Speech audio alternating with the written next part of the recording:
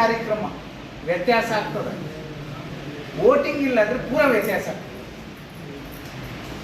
Voting ಇಲ್ಲ ಅಂದರೆ ಮುಂದೆ ಪ್ರತಿ ಒಂದಕ್ಕೂ ವೋಟಿಂಗ್ ಕಾರ್ಡ್ ಕೇಳ್ತಾರೆ.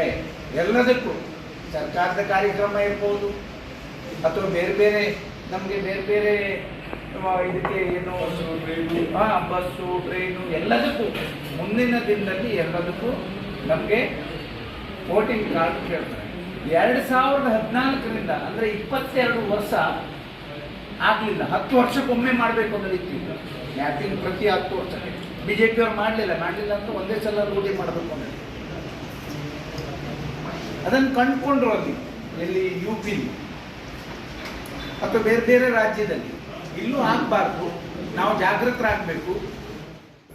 ಇದೇನು ದೊಡ್ಡ ಕೆಲಸ ಏನಲ್ಲ. ಇದು ಒಂದು ಬೂತ್ ವ್ಯಾಪ್ತಿಯಲ್ಲಿ ಸುಮಾರು 200 ಮನೆ ಇರುತ್ತದೆ ಅಥವಾ 300 ಮನೆ ಇರ್ಬೋದು. ಅಲ್ಲಿ ನಮ್ಮ ಬೇಲೊಟ್ಟು ಜೊತೆಯಲ್ಲಿ ಈಗ ಅಲ್ಲಿರ್ತಕ್ಕಂಥ ಬೂತ್ ಕಮಿಟಿ ಇದೆಯೋ ಆ ಬೂತ್ ಕಮಿಟಿಯಲ್ಲಿ ಸುಮಾರು 10, 15, 20 ಜನ ತಾವಿದ್ದೀರಿ.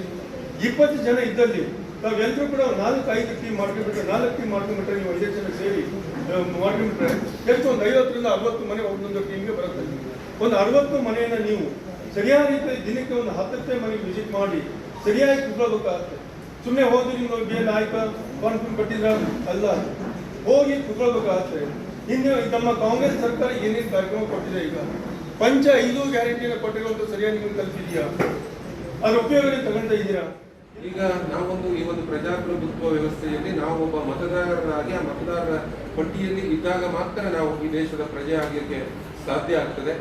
ಈಗ BLOಗಳು ಒಂದು ಮ್ಯಾಪಿಂಗ್ ಅನ್ನ ಮಾಡಿದ್ದಾರೆ. ಈಗ ನನಗೆ ಗೊತ್ತಿರುವಾಗ ನಾನು ಸಾಕಷ್ಟು BLOಗಳ ಟಚ್ ಅಲ್ಲಿ ಇದ್ದೇನೆ. ಎಲ್ಲರಿಗೂ ಸುಮಾರು ಮಾತಾಡಿದಾಗ ಕೆಲವಷ್ಟು ಎಲ್ಲವೂ ನೀಟಾಗಿ ಆಗಿದೆ. ಕೆಲವಷ್ಟು ಕಡೆಗೆ ಕೆಲವು ಮಾಹಿತಿಗಳನ್ನ ಕೇಳಿದ್ದಾರೆ. ಕೆಲವು ಮಾಹಿತಿಗಳನ್ನ ಕೇಳೋದು ಪೆಂಡಿಂಗ್ ಇದೆ. ಒಂದೊಂದು 10 ವೋಟ್ ಡಿಫರೆನ್ಸ್ ಇರೋದು ಅಥವಾ ಒಂದು 20 ವೋಟ್ ಡಿಫರೆನ್ಸ್ ಇರೋದು, ಅದಕ್ಕೂ ಮಾಹಿತಿಯನ್ನು ಕೇಳಿದ್ದಾರೆ. ಮಾಹಿತಿಯನ್ನು ನಾವು ಕೊಟ್ಟಾಗ ಅದು ಸರಿಯಾದ ರೀತಿಯಲ್ಲಿ ಆಗ್ತದೆ.